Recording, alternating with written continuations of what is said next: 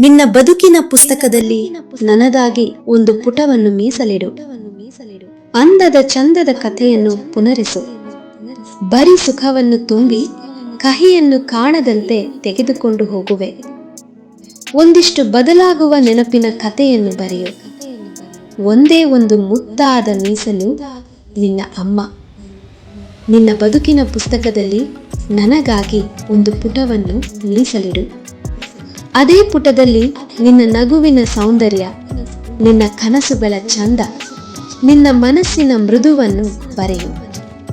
ಅಂದದ ಚಂದದ ಕಥೆಯನ್ನು ಪ್ರತಿದಿನವೂ ಪುನರಿಸು. ನಿನ್ನ ಬದುಕಿಗೆ ಆಶೆಯ ಬೆಳಕು ತುಂಬುವ ಕಥೆ. ಬರೀ ಸುಖವನ್ನು ತುಂಬಿ ಕಹಿಯನ್ನು ಕಾಣದಂತೆ ನಾನು ನಿನ್ನನ್ನು ಕರೆದೊಯ್ಯುವೆ.